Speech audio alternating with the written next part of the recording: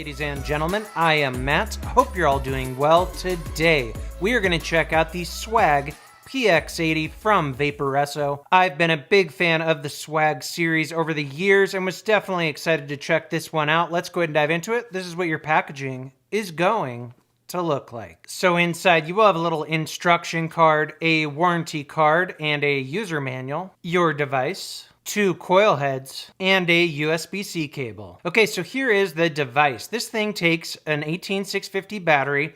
Up top here, you do have your pod/tank. Okay, let's pull that out. That's held in by magnets. And let's take a closer look at this first. Now, the tank does take the GTX coils. The first one you get is the 0.2 ohm mesh, 45 to 60 watts.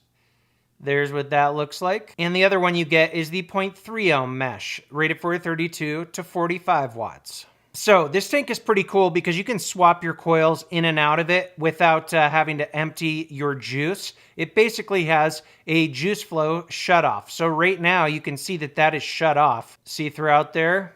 Completely shut off. Holds 4 mLs of liquid. And I'm going to take this 0.2 ohm coil, put a couple drops of liquid down inside, then push the coil in from the bottom, and it goes all the way in. Now notice when I did that, it pushed the drip tip up. Okay, so when you want to take your coil out, you push it down.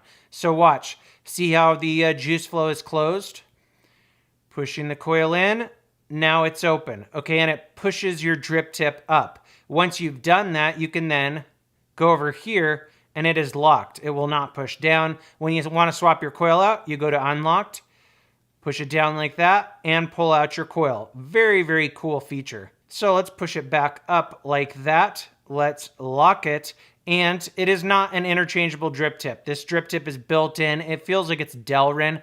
Pretty wide bore. So for the, more MTL GTX coils, probably wouldn't be a great match for this. Now it does have a bottom fill port. So you lift up right there and your fill port's right there. Holds 4 mLs of liquid. When done, you just plug it back up like so. And there's what the inside looks like. You have some magnets and 2 contacts. And then you could put this guy in like so. And now you have airflow control, okay? 2 slots. Very, very cool the way they did that. So the device itself feels like it's made out of zinc alloy. I think that's what the frame feels like. On this side, you have a leather, pleather cushioned panel. It says Vaporesso right there. On the bottom there, you do have some venting. On that side, nothing. On that side, your fire button, your controls, and a USB-C. And notice the screen is basically hidden. You can kind of see it. See it right there? But it's got this plastic panel here, this carbon, fake carbon fiber plastic panel. And the screen's basically underneath it, and it's kind of translucent. So when we put a battery in, you'll all of a sudden see a screen. It looks pretty cool. So let's go ahead and put a battery in. You unscrew this cap right here.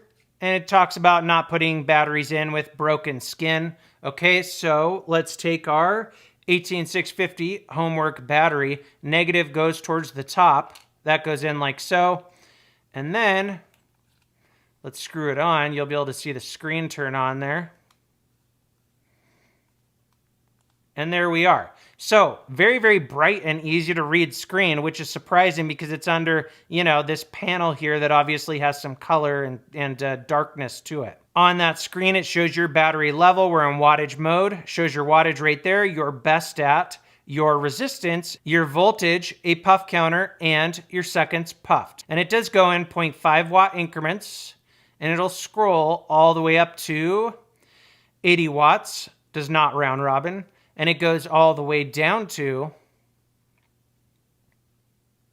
5 watts. Now, if you click the up and down button together, that gets you into this little menu. You could pick variable wattage, variable voltage, smart variable wattage, where it basically just predicts, what wattage you want to use depending on the ohm load of your coil. And then there's your puff counter. And then there's theme. Let's click on theme. You could pick your different colors right there. I like the green though. Default and exit. Okay, if you click the fire button 3 times, 1, 2, 3, that locks just these controls. So see how it's locked? But you're still able to fire it. 1, 2, 3. Now it's unlocked. Click the fire button and the up button, That shows you your version, and the fire button and down button does nothing. Really, really surprising how bright the screen is though, being under, you know, this piece of plastic here. It's very, very cool looking. I like it. And then of course you can turn it off, 5 clicks.